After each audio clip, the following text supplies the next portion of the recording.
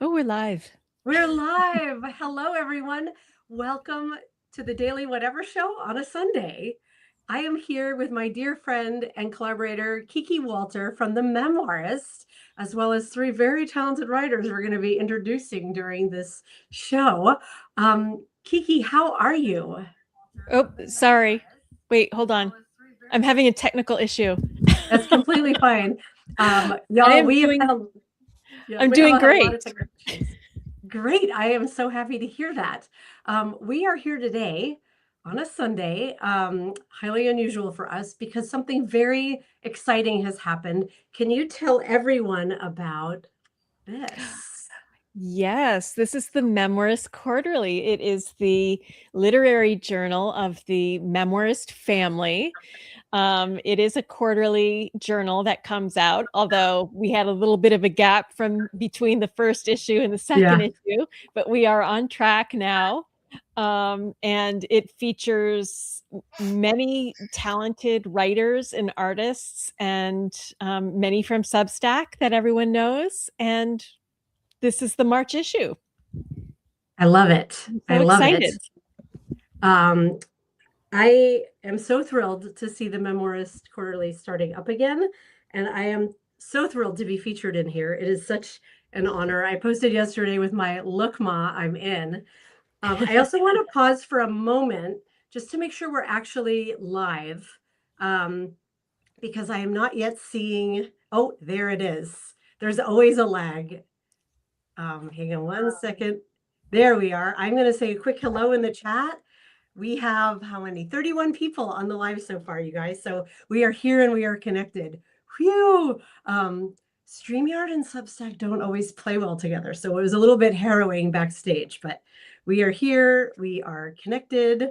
Lynette is saying 2 issues total ever. So it's a new journal. It is a Um, new journal. Yes. it is. We're going to talk. We're going to each talk about our stories because all 5 of us are featured. But before we jump in, Kiki, I want to hear a little bit of the history, both of the Memoirist as a publication Mhm. online and your decision to go old school and make a beautiful literary journal. Okay. Well, the Memoirist started on Medium back in 2021. Sorry. And it started because I joined Medium like on Halloween of 2021, and was looking for a place I could publish my memoirs and personal essays. And at that time, I couldn't find any place that I felt was Right. suited. So I just started one. Like within the first week I was on Medium, I decided to start the Memoirist. Wow. That And quickly, you were just yeah. like, I'm doing it. Yeah, that's kind of how I'm very impulsive. So that's how I do things, but it really caught on. And then I think maybe a year ago, I started the Substack site and brought the Yes. memoirs to Substack. And it runs a little differently on Substack than it does on Medium. Um, and when I started the literary journal, that was a couple of years ago. And I've always Yes. loved literary journals. And I just Yeah. thought that memoirs were, I mean, it was just like the perfect venue to kind of showcase talented writers. And I started a website. I had people submit through the website to me for that first journal. We had some great artwork, great stories in there. And the reason why there was a gap in time was it was a really big project to do on my own. And even though I had the help of Christopher Robin, I had the help of, friends as well. But I was also going through a very difficult time in my life at that point. So Yeah. it was a little, it was a big project. And so I took a little time Yes. just to kind of regroup. And now I am ready to move forward with the quarterly issues, and I'm already, knee deep in trying to prepare for June's issue. Oh my And gosh, I love yeah, it. and that's kind of like the long and the short of it. Well, let me ask a really quick question here, and then we'll get into the stories. If there are writers out there who would like to either submit a story to the Memoirist publication on Substack or would like to be considered for the literary Mhm. journal, can you explain what the process is for each of those? Sure. Well, there are a couple ways. I do curate through our Substack site, The Okay. Memoirist. So if you're a writer there, you're already in the running. And you can also DM me. Basically, I have I'm open to submissions through the end of March, but I'm pretty laid back. So if you're interested, just DM me, ask me about it, and I'm happy to consider a piece, whether you've published it in the Memoirist or not. You can Oh, also okay. go to our website, thememoiristquarterly.com, and submit through there. Perfect. So the process, if they want to do this on Substack, is to just reach out to you, and Just then reach out to me. okay, and then they could get added as writers. I know that was the process on Medium as well. Yeah, And then if they want to be considered for print, do they write you through the Memoirist Quarterly website? they can do that, or they can just DM me. That's Okay. probably the easiest way here on Substack. Just shoot me a message, and I'm happy to respond and consider your piece. Yes. Fabulous. I'm going to put in a link right now. This is to Amazon. Where can someone buy this other than Amazon? Because that's where I got my copy. Just on Amazon right now. I would love to branch out in the future, but Yeah. right now it's only available on Amazon. And you all, I do want to take a moment and show it's, I'm just going to do a quick flip through here, but like, it's a really beautiful journal. There's all kinds of photography, and there are super talented artists whose work is also featured in here. Mhm. So it's a beautiful book. You did a great Thank job. you. Thank you. And it does come in soft cover and hardcover. The hardcover is more like a Yes. coffee table book, Yes. kind of, and it's also very, very nice. It showcases, like, the cover is by Christopher Robin. This is the hardcover. I don't really see it very well, but I know you have your background is really yeah. nice. I know. I wish my house really looked like this. I wish my house were that clean ever. I know, me too. Oh my God. But then who would have time to write if we were also cleaning? That's right. Let's jump in. You know, as I'm thinking about this, do we want to talk about our stories now, or do we want to talk about our personal stories toward the end and bring on one of our writers to chat? Why don't we talk about our stories at the end? That's Because what I was thinking. I'd also love at the end to kind of give a shout out to all the other writers who are in the book. And I have them Absolutely. listed out. So, but yeah, why don't we bring on, I think we have Gentry coming on first, right? Yeah. Y'all, Gentry, unmute yourself. It's a little, I feel a little badly that we have Christina and Erin and Gentry just kind of sitting here, but regulars of the Daily Whatever show will know that we have trouble sometimes with sound coming in and out as people come and go, and we didn't want everyone's sound bugging out, so we decided we would all be here Brady Bunch style. Story of a lovely lady. Lovely writer who was, I don't know, I'm just making things up. Gentry, how are you today? I'm doing well. Thank you, Dina. And Kiki. Great. Hello. Thank you. So happy that you were able to join us. Happy to be Truly, here. you are someone, I have been reading your work since the Medium days. I think I got a story of yours boosted for the Memoirist or Age of Empathy back in the day when more stories were getting boosted and it was a more hospitable place on Medium. But I've been a fan of your work for a long time, Gentry. It's so good to finally meet you. I am posting the link in the chat to the story we'll be talking about. I believe that's the right link. Let me just check it. I don't know if it is. My thing is bugging out, so I don't know if it is, but I do have the link here to your Substack personally. So let's just point people there. That one I can see, and the URL is the correct one. I have questions. I read your story, The Blue-Eyed Woman from Hanoi, and it's a memoir about being in Vietnam in 2001. Do you want to give like a 30 to 60-second summary of your story before we jump in with some questions? Sure. So in the summer of 2001, I flew to Vietnam to spend about a month there. As somebody that had grown up with a father who was in the Vietnam War, and my entire life had been grandly and darkly impacted by the war because of him being there. And at the time I was like 28 years old.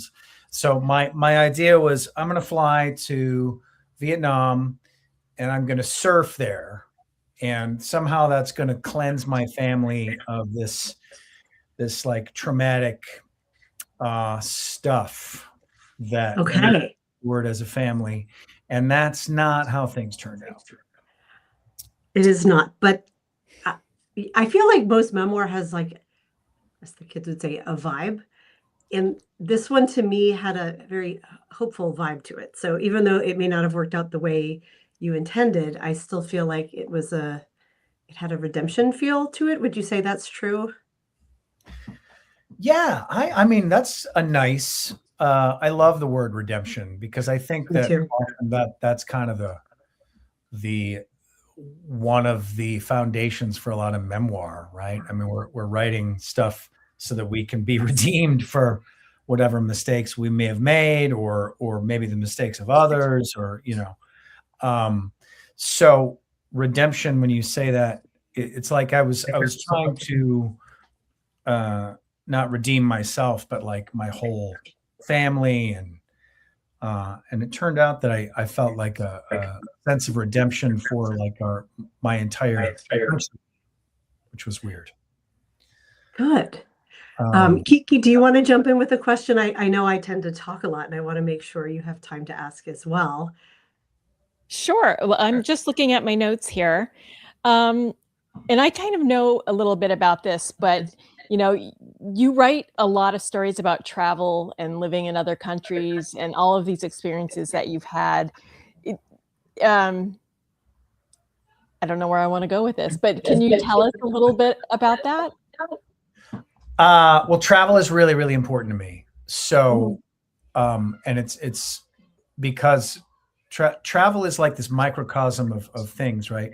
But also I've lived in a lot of different places. So I feel like that contributes really organically to writing stories, because you just memoir is no different from fiction. And then your main character is yourself, but you're surrounded by all these other characters in a setting, and there's a story that occurs, right? So I'm just using the setting that I'm in, which might be Vietnam, or might be the Czech Republic, or might be wherever else I've lived.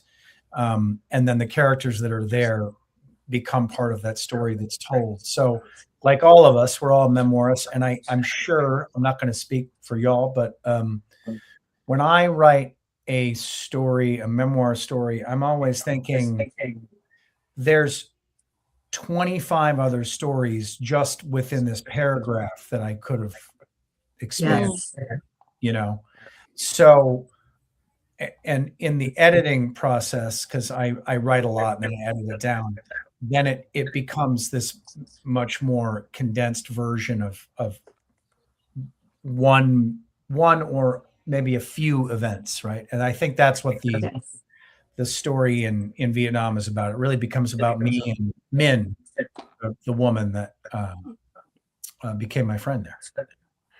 Yeah. I have a question about the title of your story. It's called The Blue-Eyed Woman from Hanoi. And obviously that is eye-catching when you're talking about someone Vietnamese. It's very rare to see someone who's blue-eyed, but you only in passing in the story mention her blue eyes once. And yet you elevated that detail to the title. I have thoughts on why and what it means, but I'd love to hear yours. Why was that an important enough detail to bring it to the title of the memoir? Well, I feel like I want to hear yours first, because I know why. I think that Min represents, I'm going to use the word redemption again. Your description of Vietnam is, everything is very different than you were expecting it to be. And it was, a lot of it was hard. You described the 30-hour ride on the bench, the wooden bench, and how what did you say? Your kidney felt like it was replaced by a wooden stake. You're filthy, you're uncomfortable, you're hot. And so everything is at odds with you in very challenging ways. Blue eyes on an Asian person is also very at odds. But in this case, there was this one unique person who made you feel the connection that you were hoping to find, a sense of friendship and peace with this country that you had a challenging past with. So you're bringing out her one iconoclastic physical feature as a metaphor for what a unique human experience you had with her. How's that? I'll take it. Is that why you asked? That was my read on it, but is that an accurate read? And did she really have blue eyes? I think that's definitely good. I like it. Thank you. I find that as a writer, I'm creating the Charlie Brown Christmas tree. So Yeah. I've just chosen the tree, and the readers get to put all the ornamentation onto the tree and make it into the cool thing that it becomes, you know? So your interpretation is great. I will add to that one of the things that, so I am obviously a foreigner in a foreign land in Hanoi, because I was from San Francisco, you know, I'm this American boy, and I'm from San Francisco, and but Min was of mixed ancestry, or, you know, she's half Chinese and half Vietnamese, and that's really, I think, one of the things that made me connect with her, is that she felt like an outsider even in her own country, and her blue eyes are part of that. That's part of her, and she doesn't really necessarily like to be an outsider. You know? She'd rather be in America. She'd rather be in this land of freedom, which was also really, that was so bizarre for me to hear. And that was one of the things about Vietnam at that, and it was a really strange time, because it was for those who are not as ancient as me. The first few months of George W. Bush's presidency, and he had like really gotten rid of a lot of international protocols that were there, and people did not like America at that time. Sounds a little bit like, I don't know, some other times that we're living in right now. No, it doesn't sound familiar at all. Everyone loves us worldwide. What are you talking about?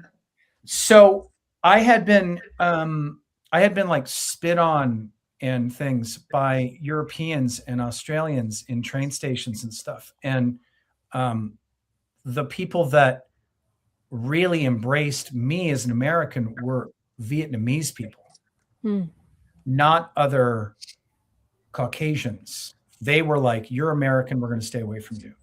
And the Vietnamese people were like, "You represent freedom." And I was like, "I represent war," right? In my head. I have lived with this man who has been a warlike being in my life for all of my life. And now I'm here, and you don't seem to care. And they really didn't. They have a very Buddhist way of being, because they're a Buddhist Cao Dao and Catholic country. And so that was so weird to me, you know, like, oh, you know, right? This Dutch guy or this British guy or this Australian woman, they're avoiding me. But I would go to villages in the Mekong Delta and stuff later, and like people would come out of the villages to meet me because I was American. And I was like, wow, I just came here to surf, dude. You know, like that's not what happened. Sorry, go ahead. I was just going to say, I mean, he spoke about his father being in the Vietnamese War. How did that affect you? I mean, this became like a calling almost for you to go on this trip. So what was the impact of your father being a veteran of this war? It impacted my life from the day I was born. You know, I mean, I have countless stories about him and his PTSD, and, you know, my father's still alive, so, you know, I'm going to honor that. But He knows. It grandly affected him, which then spilled over to everyone around him. So I basically felt as though I had grown up in a war. And what was bizarre was to go to the country where the war was and see that those people didn't, they cared, but they cared in a completely different way. You know, the Americans were still, you know, one of the things that I had always wanted to do when I wrote that story, and I had written a lot of, I have an album and stuff called No War, where I kind of address this. It was really important to me to try to find out why my father had gone through this and all these other people, and then the children of veterans, how were they impacted? Because there are so many people that don't really get to discuss how it impacted them as children of veterans. And now we have many veterans, many wars, you know. But then I got to Vietnam, and when I was writing the story, it made me, and I went back through journals and stuff, and I thought, these are people that really still have landmines in the jungle. They can't go out there, right? They can't go into their own country because they could lose a limb by just walking through the jungle. And they still think that I'm freedom and I represent freedom. Whereas like my dad, man, he still to this day hasn't forgiven himself. Right. That was the most stunning part of the story, was a comment that for Min, I think, was just a toss-off comment, like, oh, the war, that was a long time ago. We don't think about that. And here you are. First of all, it hadn't been that long, right? Because this was the 90s that you were there, right? When is the 2001. Early 2000s? Yeah. It's been 16 years. Yeah. Right. And then here she is in the country where it happened, being like, oh, it's fine. Did you feel this sense of like, oh my God, this has been with me every day of my entire life, and you're actually here, but you think it's a long time ago? Yeah. Did it feel like absolution, or were you incredulous at the time? Or did you not know until you looked back with the wisdom of age as you wrote the memoir? That is a really great question, because it took me months and years after I got back to deal with just my experiences in Vietnam. Right. So by the time I got around to writing the story, I had thought through a lot of that. So I think the story helped me get some, you know, certainly not closure, but I don't know if there's ever a moment where war dissipates for anyone. And I wasn't there. I just happened to be the child that was subjected to how it impacted my father. But the Vietnamese people seem to be so much cooler about the whole thing. It's so much more zen, truly. And I think I don't know. The darkness that I experienced there is not what's in that story. And that's what was important to me, is to write the story with the redemptive element. You know, I love it. Kiki, no, aside to Kiki, when we talked about the show, we were like, an hour will be plenty. I think this one it's going to be hard to dive into each of these stories properly in an hour. I feel like we could talk about this for the rest of the show, Gentry, and still keep finding more things to unearth. But in the interest of time, we should probably move to our next author. Thank you for writing this wonderful story. I want to go grab the link one more time over here for the folks following along who may have just joined, because I see there are a lot more folks here now. There is a link to Gentry's wonderful story, The Blue-Eyed Woman from Hanoi. You can also, here, I'll put his direct link in so that you can subscribe to him on Substack. And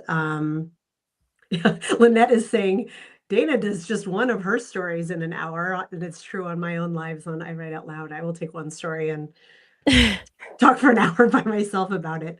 I have a lot to say. Gentry, thank you so much. And you're going to hang out here, I know, but we are going to pass the metaphorical microphone on to our next author, Christina Jumper. Hi. Hi. First really question. nervous. Oh my gosh, it's just us. Don't be nervous. It's crazy because I have a podcast, but I'm not used to my face being shown, and so that's what's making me nervous. I already didn't know that. What is the name of your podcast? Give a shout out where people can find it. It's called Pickles and Vodka. It's a mental health podcast, and I did actually know that. It's excellent. Yeah, Kiki, I love- you haven't been a guest yet. I haven't. That needs to be remedied, but let's not take over this conversation. Oh my gosh. Pickles and Vodka is a great name. I love that you have that. And I have only read this one essay by you so far, but I'm already like, I have some ideas about what this may be about. I'm going to link your story. Would you like to be called Chris or Christina as we're speaking today? We're friends now. You can call me Chris. All right.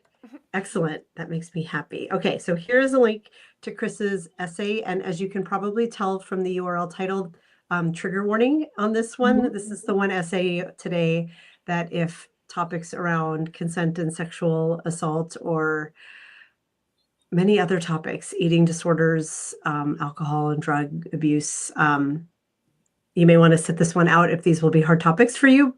But also this is a wonderful essay. So please do stay tuned if we can read through this one. I just wanted to put that out there. We can start with the same question that I asked Gentry of, I know it's hard to summarize a story in a minute or less, but can you provide a quick overview for your essay, which is called I Came Out to Him, Then He Raped Me? Yeah, kind of I'm rethinking the title, but in the moment I was so gung-ho about telling the story. I was like, might as well tell it like it is. Absolutely. Yeah, I grew up very conservative Christian, oldest of 7, homeschooled most of my life. And so I didn't know being queer was ever an option. So until I was 28, I lived as a straight woman, essentially. I was with men, and I had to go to, so I've had an eating disorder since I was 17. I'm currently on disability, actually. So it's been a long journey, but I went to treatment in 2021, and that's when I realized I was queer. I was like, oh, maybe I'm bisexual. I'll start dating women. And then when I got out of treatment, I relapsed on drugs and I started dating men again, and I just forgot about that entirely. Until 2023, I was with a man that I had met on a dating app. The reason I reached out to him was because we liked the same obscure band. And who is the band, by the way? Are you able to disclose the band? Oh, yeah, it's Nothing. They're a shoegaze band. I do love shoegaze, but I don't know that one. Check them out. I mean, I feel like they're up and coming now. Okay. But yeah, I don't know anyone else that likes that band, and so I happened to have a ticket to see their show in Richmond, and we went, and the rest was history. He moved in after 3 weeks, and I just kind of like started playing this part. But something felt off. I was just kind of doing it because I felt like that's what you're supposed to do. Yeah. But yeah, I was growing more and more depressed. I was technically in remission for my eating disorder, but I was still abusing drugs on the down low. I was growing more and more depressed with my job. I worked in marketing at the time. I worked with Amazon, actually, and I wanted to die. I'm sorry to hear all of that. Yeah, this essay is as I'm listening to you summarize it, I can feel what I felt as I was reading it, which is this is a really tough read, and I can only imagine how tough a live it was. But here's something that really struck me as I was thinking about your essay that I want to ask you as a question. As a memoirist, I think one of our hardest challenges is remaining a reliable narrator through a challenging story.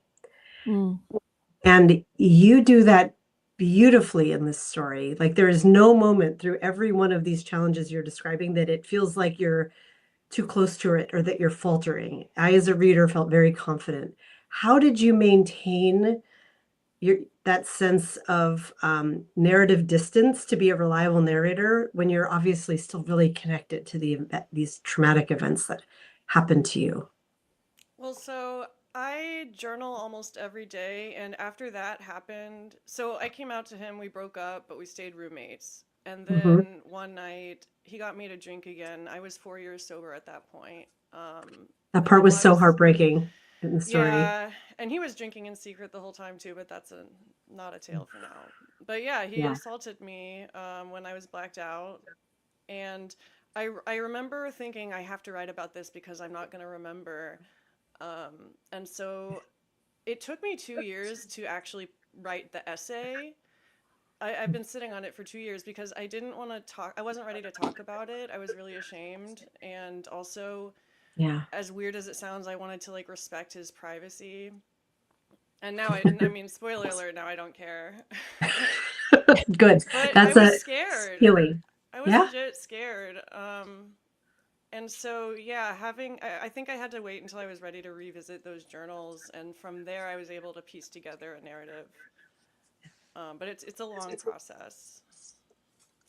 I love how raw your writing always is, not just in this story, but in everything that I've read of yours. And you have this style that runs through all of your stories where you have, they're almost like chapter titles, but they're always in all lowercase, and they're always like very, like, they're just punches in the gut sometimes. They're so good. I just love the way you structure things and how raw of a writer you are. And you talk about everything. You talk about your mental health, you talk about addiction, you talk about, in this case, sexual assault. How are you able to reach into yourself and really pull that out? I know you said it took you a lot of time with this particular story, but you're just so real on paper, like, and just so incredibly, I mean, it's not a tough read, but it really brings you into it. I mean, because you are an honest narrator, you're strong with your words, it really brings us right there to you. What can you say about your process in terms of writing this way? Well, thank you for those words. I'm like blushing. I've been blogging since I was 14, and I've been journaling since I was like 11. So I'm used to processing my feelings that way. And then I don't know, I think starting my podcast was when I first started being open about my mental health. That was back in 2018. So it's been 8 years, and it's only in the last 2 that I started even writing again seriously. And yeah, most of my writing does come from my journals. I transcribe it every night, and I edit them for the internet, obviously. Oh, wow. Yeah. Yeah, I write them all by hand. I transcribe them by hand. It's important to me. I kind of have like, Wow. Handwritten, huh? What does it do to you to write by particular. hand? I'm very particular. It's not at all a mental illness. But yeah, I don't know. I can't, if I type things, I'm just editing myself as I go. So I can't, it's easier to write from the heart when it's by hand. I've heard that before. I never handwrite. I'm always either like this or like this. But for you, you find you self-edit when you type. That's fascinating. I'm realizing I'm using my favorite mug. I don't know if you can see it. It says write drunk, edit sober, which is weirdly ironic for this conversation. But what I always tell people is I don't literally mean write drunk. I mean write uninhibited. But then edit with the clearest of minds. So when you're in that write drunk phase, you find you need to be handwriting. Otherwise, you're moving automatically into the edit part of your brain. Yeah. That's fascinating. This process is so fascinating. Yeah.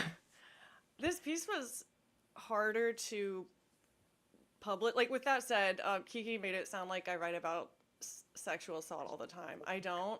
That's the first time I've ever written about that, actually. And it was really important to me that that's the one I published because I wanted it to, like, Yeah. I had a lot of fear and I just wanted to get it out in the open. And that's kind of why I publish the things that I do. A lot of people would think I'm like trauma dumping or oversharing, but I can't keep them inside anymore. Like, because No, if I I totally get it. don't, I'll just, like, bad things will happen. Trust me. I think memoir is a lovely reckoning.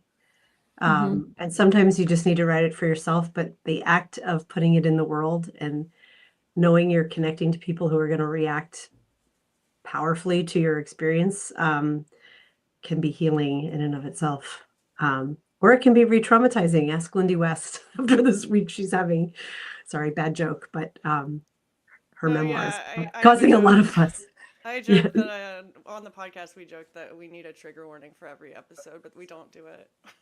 Oh gosh, it is called pickles and vodka and pickles. So Pickle, yeah. like, wait, pickles and vodka Pickles and and pickles, vodka. pickles and vodka. Okay. It sounds better that way, doesn't it? The flow is a bit Just nicer. rolls off the tongue. It really does. Again, this is really this passing the mic thing is really hard because especially like, great, thanks for telling us about all your trauma, Chris. Move Yeah, follow along. me. Bye. Yeah.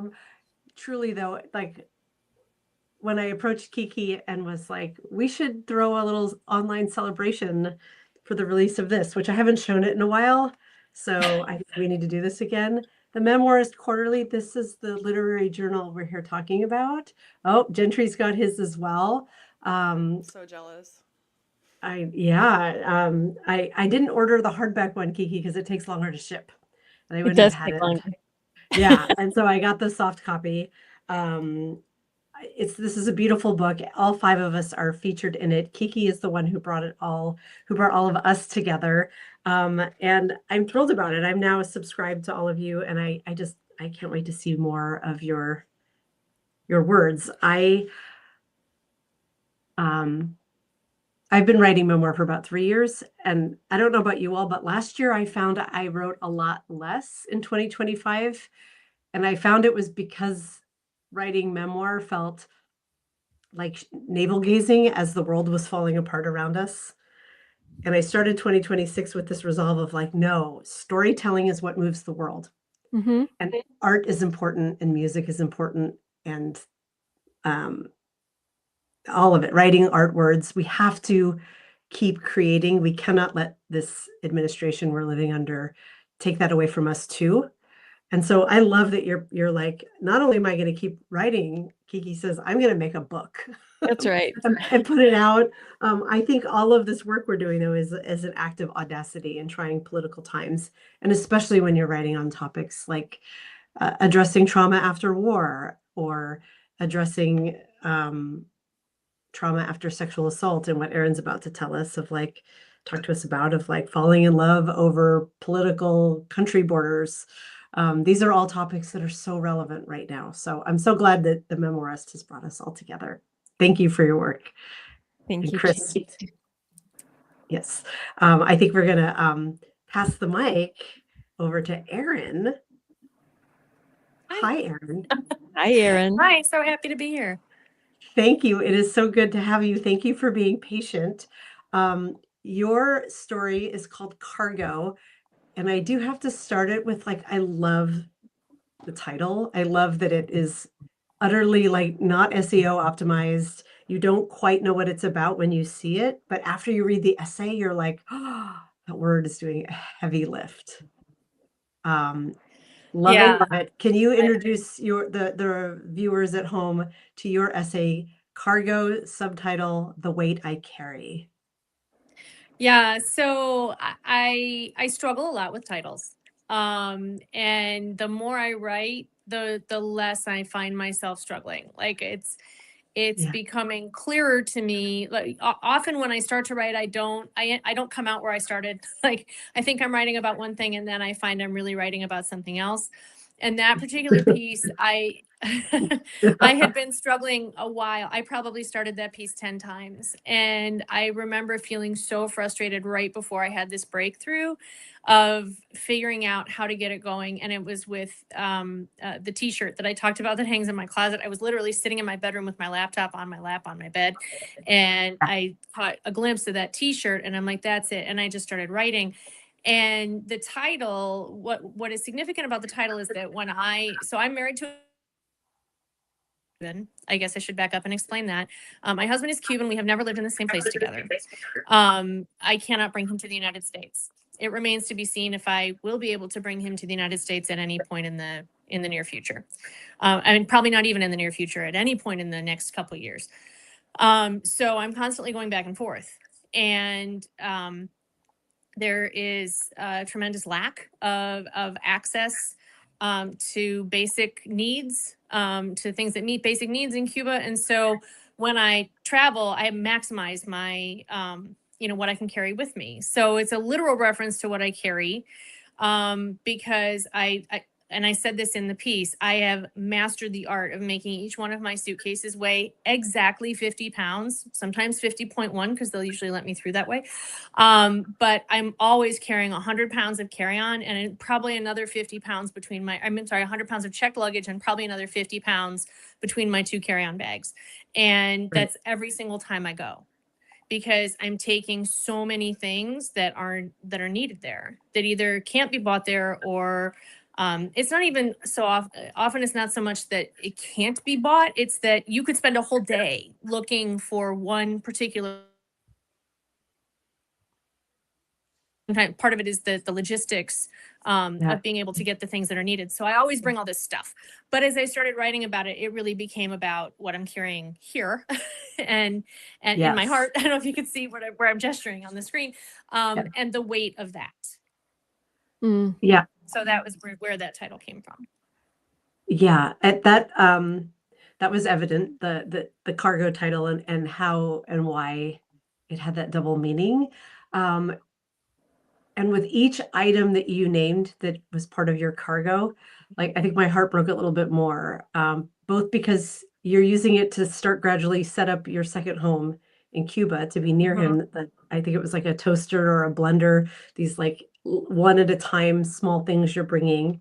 But also they were things like Snicker bars, like the most mundane, like any, gas station is going to have 100 varieties of Snickers and things like it that you cannot find there.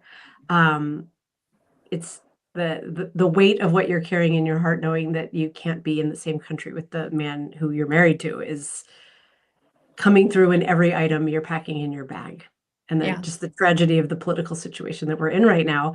I have some questions, and I know that Kiki does too. Kiki, would you like to go first, or would you like me to? I'm just in this kind of, I don't know, it's sort of related to the story, but I'm really curious how the political climate these days has impacted your relationship, your travels, your feelings about everything. I mean, I know I saw a note from you, I think it was last night, maybe, or maybe it was this morning, where you talked about it. You shared a story about a woman who had been taken custody at an airport. I mean, things like that. How does it affect you? Yeah, so that was at the airport that's 15 minutes from my house, and she grew up in Evanston, which is like the next suburb north. I mean, she's like a neighbor. American citizen, born in the United States, and she was detained and disappeared for like 3 days, and then she was turned loose with a dead cell phone, no money, in another state, where she had to hitchhike to get to a place where she could contact her family. And she is a U.S. citizen. And, so I think I remember just crying for days. Yes. Election happened, and I'm losing audio. And kind of like realized that it's I have never felt the weight of my privilege so heavily as I do right now. Like when I read that story about that woman being detained, I mean, I said it made my blood run cold, but I am not probably going to face that situation simply because of how I look. Yes. And that's the only difference between me and the person that it happened to, because she too was born here and she lives in my, in my same metro area. And the only difference between us is, how we look and the way our names sound. And, so I think like the weight of that, like as I see these things happening to people that I care about, and I mean, I care about everybody, but I mean, it's just a little bit more personal right now. As far as what's happening with Cuba, the biggest thing about it for me is that I'm constantly looking to educate people, because we don't learn much. We learn the Cuban Missile Crisis. We learn Bay of Pigs, but I've actually been to the Bay of Pigs. I don't know what I was expecting it to be. It's a beach. But we just like, it's one of our close. And now I know a whole lot about Cuba. And, so I really try to educate people, because people bring a lot of assumptions. And those assumptions are not based in reality. And so, that actually kind of turned into a main focus for my Substack. That wasn't necessarily what I was envisioning when I started it. But now I feel very strongly about humanizing this place that I dearly love. It is my home. And I get really upset when people have misconceptions based on nothing more than what they've heard. Like my least favorite start of a sentence is I've heard, and so I feel a responsibility to correct some of the misconceptions that people have. And the more that I can do that, it feels a little bit like a political act, because I mean, I'm sure you're hearing a lot of references to Cuba right now. We are starving an island of 11 million people, and people are dying. It's like people are dying because of what our country is doing to another country that has done nothing to us. And the more I talk about it, I feel like if I can just have a tiny little impact in influencing some. Oh, Erin, I think your internet is cutting. Sorry, I didn't mean to talk quite so long without letting you jump in. No, it's all really important stuff. Your internet, I think, is cutting in and out a bit. Either that or mine is. But the sound is coming. I can hear you guys just fine. Or I can see you guys moving around. Good. Can you hear me now? Hopefully, yes. Now I can. Hopefully it's coming through in the chat. Do you follow Arturo Dominguez here on Substack? No. He is a journalist, so very different kind of writer, but he does a lot of work covering LatAm countries and has been writing a lot about the situation in Cuba, I think. And he goes live a ton. I was just thinking, like, you two should have a conversation. Yeah, please, send that to me. I will. He's I would love super sweet guy and just super smart. This isn't in the story, but did you meet your husband in Cuba or here? How he has never been anywhere except Cuba. I'm sorry, I didn't mean to cut you off. He has never left the island. Okay. So we met there during my first trip. He has a garden there. It's amazing. Like garden doesn't really do justice to it. It's really incredible. And I visited. He gave me a tour, and that's how we met. Oh my God, that's so romantic. If you could erase the geopolitical circumstances between you and your love, would you set up one home in Cuba or where you are, or would you continue to go back and forth? We would go back and forth together. Okay. He has, so we have a complicated story. I'll try to be real quick because I know we don't have unlimited amount of time, but when he and I met, he was married. And so was I, but I was on my way to divorce. And we became friends. I wanted to support his work because what he does in his garden is really, really amazing. Like he has all these techniques for all Cubans for making something out of absolutely nothing. And you can actually read about a little bit about his garden on TripAdvisor. But anyway, Cool. yeah, so it's sometimes people don't get his name right, but he has a partnership with a restaurant up the street, and there's a whole experience that they offer, and as part of it, they bring people to his garden. Gotcha. But anyway, so we became friends because I wanted to support his work, and I knew I was going to come back to Cuba.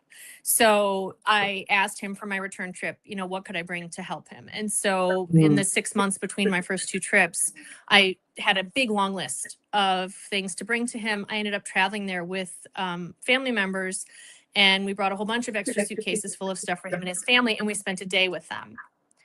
And they cooked for us. We played dominoes. We basically spent a whole day there. And then soon after that trip, his wife became very ill, and several weeks later she passed away.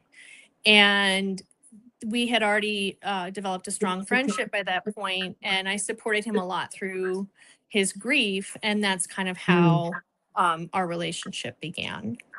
Oh my gosh. So I can't remember what you said that prompted me to start talking about that, but anyway. Oh, I just asked how you met. I just asked how Oh. you met.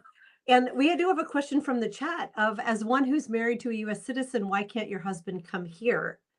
So that is probably the most common misconception that I am constantly correcting for people. Okay. Marrying a United States citizen does not give someone an automatic right to come. Really? So our marriage is legal in Cuba. We were married in Cuba, and you have to go through a process of having your marriage validated.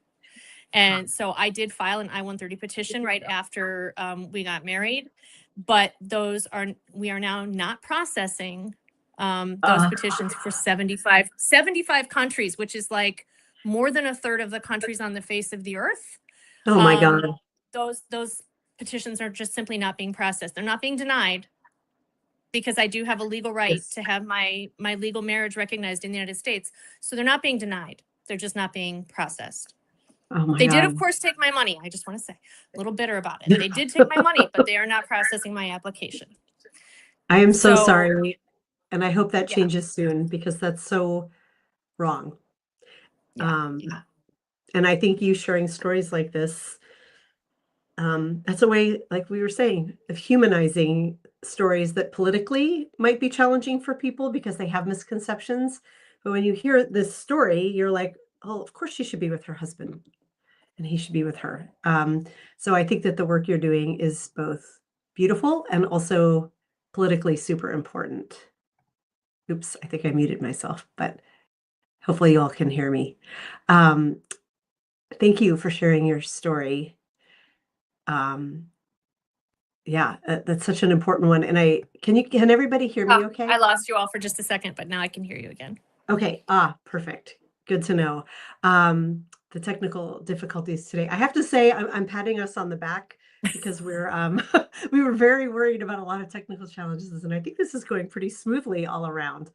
Good. I want to read this comment from Lynette, who is saying, I want to say how brave you all are for telling your stories. The vulnerability comes through with authenticity.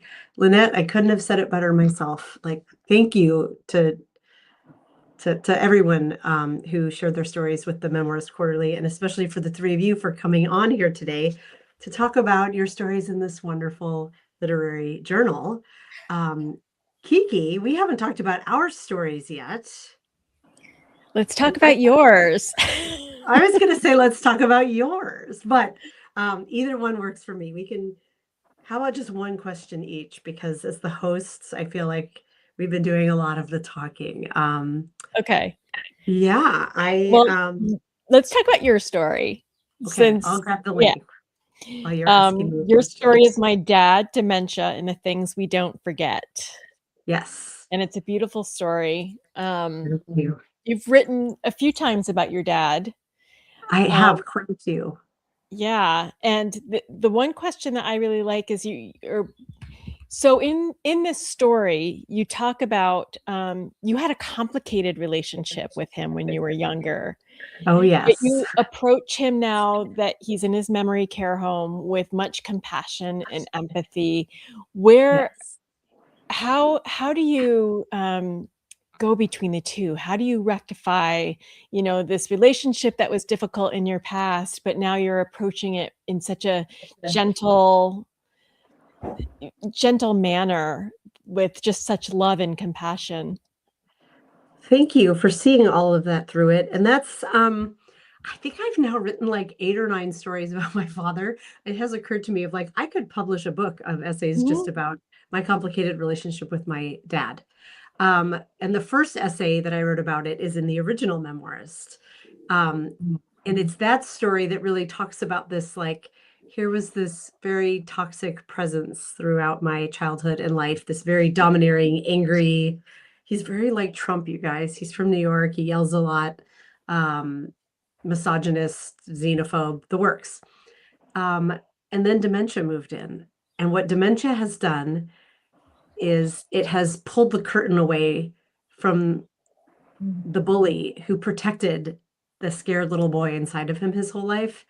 And now he is just kind of a shell of who he was. He is no longer this, I mean, he can't stand up, first of all, so he's not this towering, imposing figure in my life anymore. But when you talk to him, he always thinks he's in trouble. He's always worried and scared about how other people are. And he's, in this essay in particular, he's very worried about how he'll be remembered.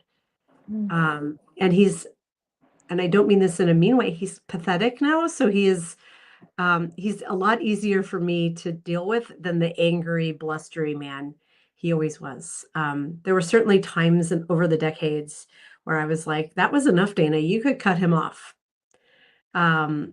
He never got physically abusive with me, but the verbal abuse was there. It's taken many decades of my life to finally use the A word and just say it was abuse, the way he treated me and many other people. But in the end, I'm glad that I never cut him off entirely. I had this very benign neglect relationship with him from 3,000 miles away, talk to him once a month or so, because I'm really glad I've got to know him as dementia has removed this veil. And I feel like I have a lot more compassion for him because I'm pretty sure he was bullied by his family, and that's how he ended up how he was, right? On the Daily Whatever show, Lawrence and I, who are both proud, card-carrying Gen Xers, we like to say that Gen X is the generation that is like trying to break patterns of generational cycles. And this is my way of breaking it. I haven't cut him off. I have a very limited relationship with him, but that has now allowed me to have this very compassionate view on him now. And yeah, that's how I've done it, is that I can see what was always underneath. I didn't know I would get that gift, but it has been a gift. That is a gift. Thank you for sharing it with the quarterly and with all of us. Oh my gosh. Thank you for publishing it. If you look in the book, you'll see a silly just a photo of us. Every time I visit him, I take one. So it's usually like a couple times a year. And almost every time I visited him, there's a new story. This one was fascinating because it was the first time that he has dementia, but he's basically grounded in reality, and he still has his big rocks. He knows I'm his daughter. He knows who my kids are. He knows where we live, but it's the immediate memory that just everything. He's got nothing there. But this was the first trip that he started making up falsehoods, and he wasn't lying to me. He thought it was real as he was talking about his time in the war and what a great war hero he was, and what a great dad and grandfather he's been. And so that was the part of the title of My Dad Dementia and the Things We Don't Forget, is that not only he is twisting his cognition has now twisted to try to be remembered in a way that he never lived. It's interesting. That was what was new this time. Yeah. And I was like, oh, that is, again, so deeply lamentable that the way he lived wasn't enough. And so he wants me, like his eldest child, he's trying to convince me sort of by telling these stories to remember him in a way that's more flattering than his real life was. And the gift I gave him was just nodding. Yep. That's great, Dad. Yeah. Let's keep going. Like, it's kind of past the age when you try to be like, that's false and I have receipts. Like, you just have to keep going. Yeah, we both wrote stories about our dads or father figures, so they're Mhm. very different stories. I'm gonna make that the shift to taking the camera off me and moving it to you, Kiki, if that's okay. Sure. And I'm gonna grab yours has the funniest title, "That Bitch Let Him Move In." Yep. Um, I'm gonna put that in the chat over here, and, this story took me on a ride, Kiki. I have to say, I read it. I actually just read this one today. Like I said, I only just received the book, and it starts off with this very confrontational scene. I mean, the opening line is a bold smirk spread across my reddened face when he slapped me. Mhm. So you are landing your reader in this situation. We come to find out is you as a child, as a Yes. tween, being slapped by your mother's then boyfriend. Yes. And so me as a reader, I was like, this son of a bitch, this story is going to be his comeuppance because it's very defiant at the beginning. But in a really short span of time, you take us on a wild ride as the reader of this is your beloved stepfather for over 40 Mhm. years. Mhm. Um, and so my question for you is, oh my God, there's so many questions, but why open with such an explosive moment and like inflammatory moment Mhm.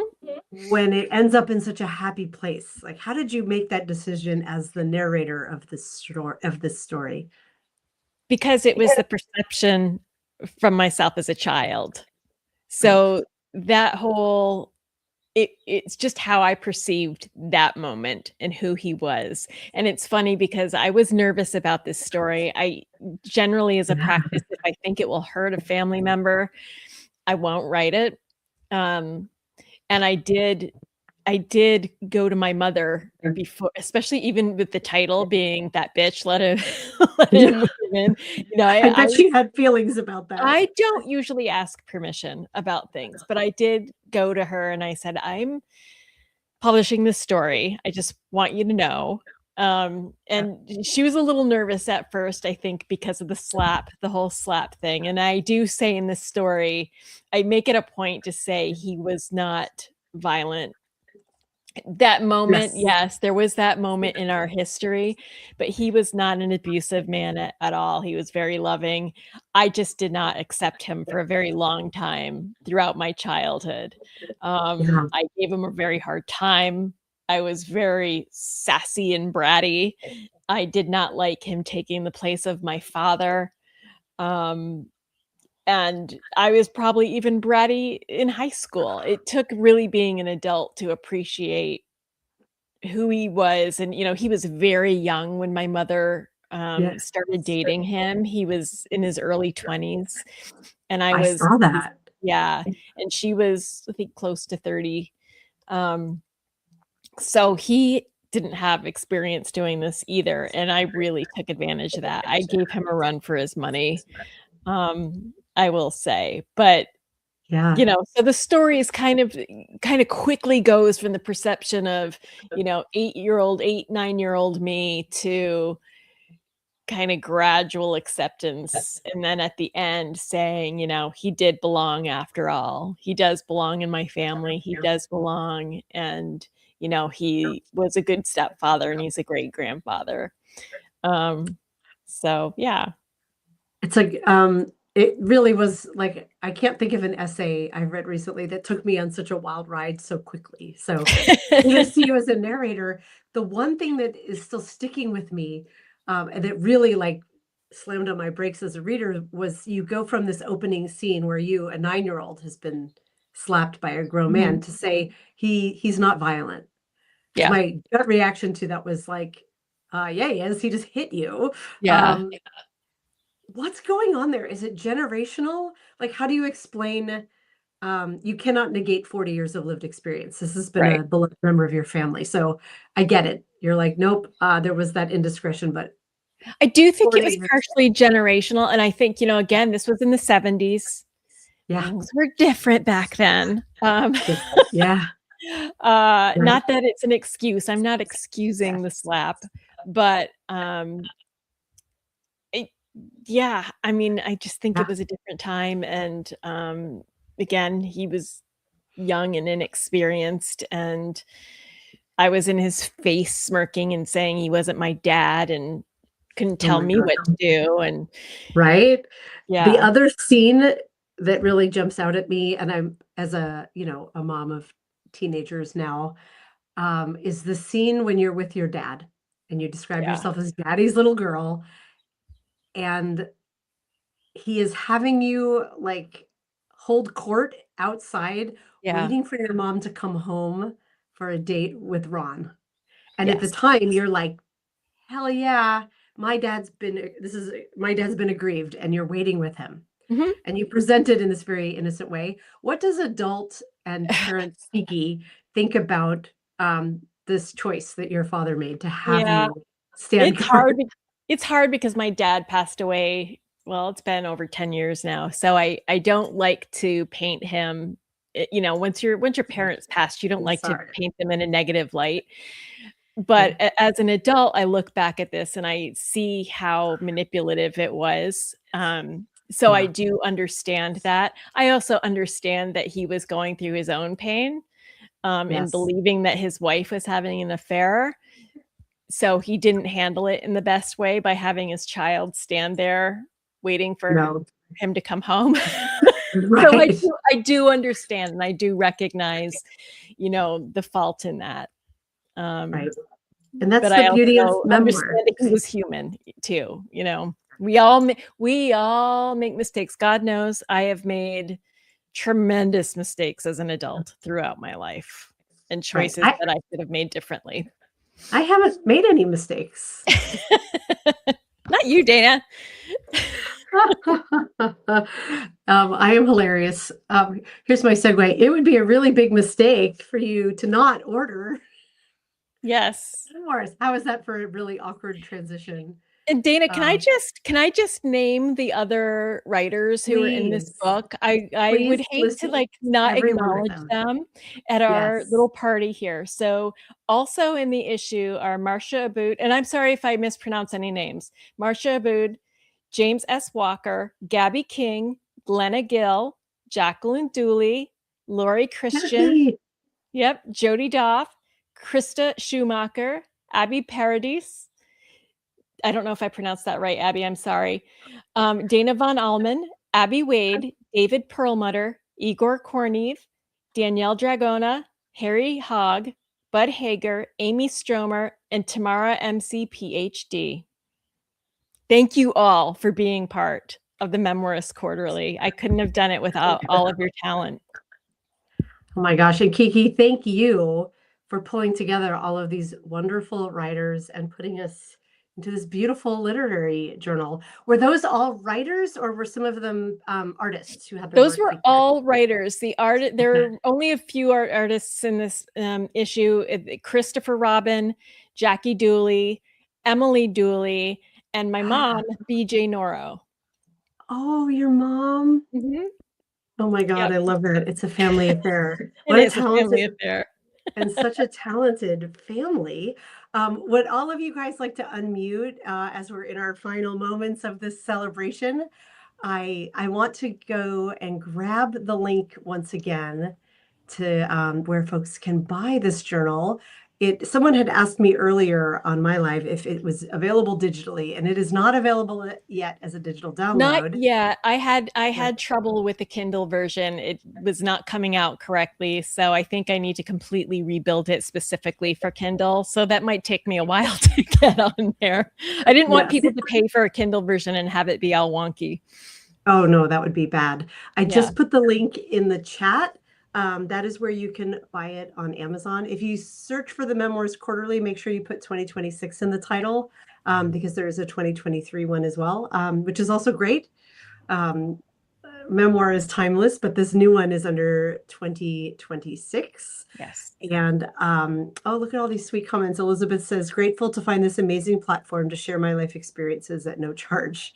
That is wonderful. And Lynette says, your mom is working with you, even though you called her a bee in your title. She's very proud of my writing. She puts it all over Facebook, much to my chagrin. You know, that is a timely topic for me. That could be a whole other podcast theme, but my mom never pays attention to my writing, but because I'm promoting it more on social media, she got mad about something I wrote about weight and family of origin stuff. And my only response was like, "Oh, did you read something I wrote?" Family is difficult when you're a writer. It can be a challenge. My mom Family is promised, difficult. she promised she would stop reading my Substack, and then she's like, "But it just keeps appearing in my email." I'm like, "Yeah, because you subscribed." Oh my gosh. All I can say is if my daughters, whatever they are into, like I will applaud them. I mean, unless they're into things that are dangerous, but my kids are visual artists and I'm always like showing off their work and cheering on what they're doing. That's our role as parents. So I'm glad you have a supportive mom. And my mom is awesome. She's just not awesome at this part. So we still are due for a conversation about what she was mad about. And I'm like, really though? I usually say, no matter what medium you use, visual or writing or music or whatever it is, you own your own story. It's yours. Yep. Yeah. Exactly. And that was so relevant, Gentry. I'm sorry, I didn't mean to cut you off there.